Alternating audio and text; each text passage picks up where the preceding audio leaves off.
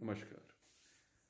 कार्यपालिका का जुडिशरी में हस्तक्षेप एक चालाकी है, लेकिन जुडिशरी का कार्यपालिका और विधायिका में हस्तक्षेप न्यायसंगत है। आइए इस पर संक्षिप्त चर्चा करते हैं। आपको ये पता है कि भारत के संविधान के हिसाब से जो किसी भी सरकार के तीन अंग हैं, विधायिका, कार्यपालिका और न्यायपालिका, हमारे संविधान के हिसाब से इनकी जो शक्तियां हैं और इनकी जो कार्य करने का जो डोमेन है, उनमें सेपरेशन ऑफ पावर्स है। एक अंग दूसरे अंग में हस्तक्षेप नहीं करता।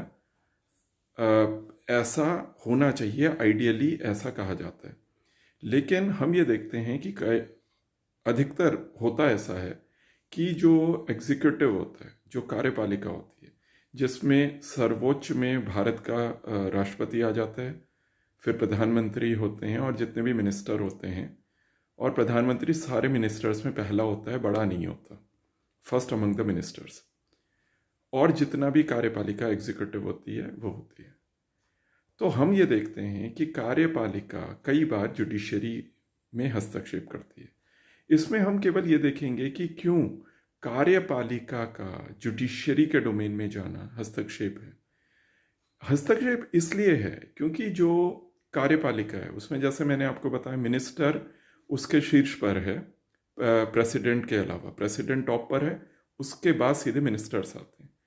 अब जो मिनिस्टर्स हैं वे वही लोग हैं जो कि जब विधायिका में बैठ रहे हैं तो वह देश के लिए कानून बना रहे हैं। अब आप ये बताइए, अगर कोई ऐसी सरकार आ जाए जो कि जनहित से पलट कोई कानून बनाने लगे, या फिर वह संविधान को बदलने लगे।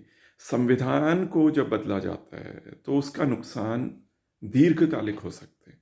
जैसे हो सकता है कि महिलाओं के लिए कोई कानून है और उसको आपने बदल दिया। हो सकता है कि सबसे जो कमज़ोर वर्ग है उसके लिए कोई कानून है, तो कोई सरकार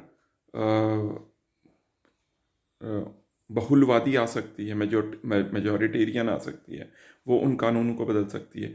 या कोई सरकार ऐसी आ सकती है जो कि पूंजीपतियों की सरकार हो, तो वो पूंजीपतियों के फेवर में कानूनों को कमज़ोर कर सकती है। जैसे आज हम देख रहे हैं कि राइट टू इन्फॉर्मेशन को कमज़ोर किया जा रहा है। लोगों के सवाल पूछने की जो एक शक्ति थी उसको लिया जा रहा है। तो ऐसा लगता है कि जब एग्जीक्यूटिव, कार्यपालिका या संसद भी कह सकते हैं, जब वह हस्तक्षेप करती है तो जुडिशरी में, तो वह कई बार नकारात्मक होता है।